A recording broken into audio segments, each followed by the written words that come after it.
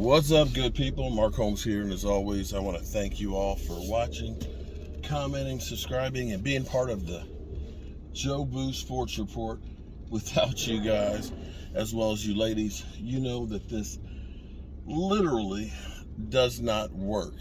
Man, 2 hours. 2 hours of sitting in traffic for something that should have taken 40 minutes because of traffic. I hate freaking traffic, man. But I'm almost to my cousin's house. Jacksonville Jaguars.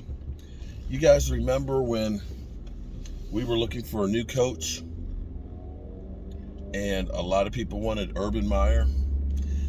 Let's get a college coach. Let's get him. We don't need Mike McCarthy. Let's get us a college man. Well, thank God we didn't do that. You may not like Mike McCarthy, but Urban Meyer was a complete disaster. So now the Jacksonville Jaguars are looking for a new coach, and they've changed the rules now as far as the coaching search. You can start searching for a new coach sooner than before. And guess what? The Jaguars are interested in Brian Leftwich. It's also Kellen Moore. I know some of y'all will say, hey, man, let Kellen Moore go, man. Screw him. Get him out of here. He's a bum. But the Dallas Cowboys, excuse me, regardless of what you say or what you may think, with that garbage-ass quarterback that you guys call him, Dak Prescott, have the number one scoring offense, the number one in yardage offense, are the number 2 seed in the NFL. And that stuff doesn't happen just by accident. It doesn't. So Kellen Moore is a hot coaching commodity. It's funny how Cowboys coaches and Cowboys players are hot commodities everywhere but in Dallas. It really is funny to me that people want our guys, except for our fans. Be that as it may, the Cowboys can take a lesson from 2 places. They can take a lesson from the Atlanta Falcons, and they can take a lesson from the Philadelphia Eagles. Because here's what's interesting. I want you to understand that the year that the Falcons went to the Super Bowl, I know they ended up blowing the biggest lead that they ever had. I mean, the biggest lead in Super Bowl history was blown by the Atlanta Falcons. But I want you to understand that the Atlanta Falcons, who had only been to one other Super Bowl, and they lost that one as well, before Dan Quinn arrived and had Kyle Shanahan as their offensive coordinator, before they got there, Matty Ice hadn't won a playoff game. Say what you will about the coaching job that they did. They got that team to the Super Bowl and came within a 4th quarter of winning one. The problem was Kyle Shanahan left Atlanta. He ended up going to San Francisco to become the head coach. And that offense suffered. That offense was no longer the same. Some of you could say as well that they got older, which is true. They did get older. But you could look at that situation and say, we were better off having Kyle Shanahan as our offensive coordinator. Here's number 2. I have hated on Carson Wentz. I have said Carson Wentz is ass forever. You guys know I have. You know I have. I make no bones about it. I have said he is trash more than once. But it really might not be Carson Wentz as much as trash as it was what Carson Wentz was without Frank Reich. The MVP candidate season that he had with the Eagles, the offensive coordinator was Frank Reich. Everybody gave all the props to Doug Peterson and everything else, that Doug Peterson is a great coach.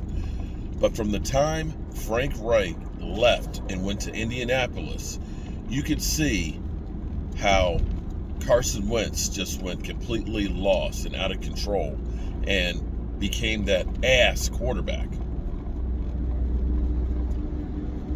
Now, once Carson Wentz has been reunited with Frank Reich, as much crap as I've given him, you can look and say, oh, Carson Wentz is a capable quarterback. The problems he had in Philadelphia, maybe they weren't all on Carson Wentz. It was the coaching that had a big part to play in the development, or should I say the downfall, of Carson Wentz. That offensive coordinator, who's now the head coach, who's now coaching Carson Wentz, you can look at last year to this year and say, man, what a difference being with Frank Reich makes for Carson Wentz.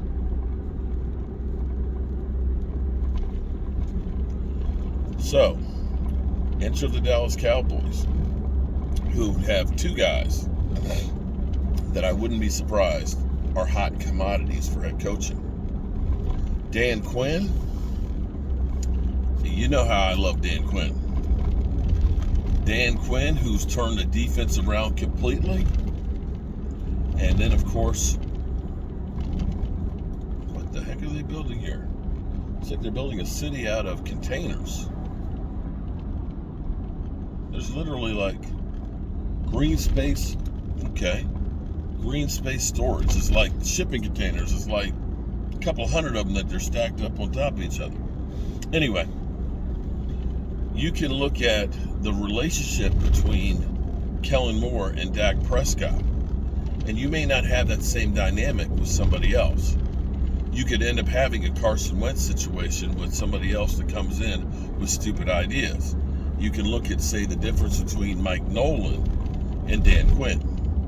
Now, the final piece of this puzzle is not every coordinator that's a great coordinator is meant to be a head coach. We've seen guys who have been incredible coordinators that are terrible as a head coach. I can think of Wade Phillips, one of the best defensive minds in football. But his tenure as a head coach is kind of like, meh. And I wonder if Dan Quinn is better suited being that defensive coordinator than that head coach. Because, see, what you don't understand is defensive coordinator is more hands-on. He's working there with the players directly. He's coming up and focusing in on just one thing. The head coach is overseeing everything where he's not the hands-on guy. That is the teacher. He's making sure that there's a game plan, that he's dealing with the ownership and the GM. You know, he's taking care of all of the oversight, maybe doing the pregame speech and things like that. But he's not in there on the grind directly with the players in the same way that a coordinator is. And I dare say, when I look at Dan Quinn and look at the excitement and the joy that he seems to have, you kind of say, maybe you're better off being a coordinator than being a head coach. It's the ego that wants you to be the head honcho in charge. But sometimes once you become that head honcho, you realize it's not that much fun. It's really not. So we'll find out if the Jaguars want to do an interview with Kellen Moore. And we already know that some colleges are definitely interested in Kellen Moore services. So the Cowboys are going to have to probably shit or get off the toilet with those two guys. Hope y'all are having a great day, and I'll see you soon.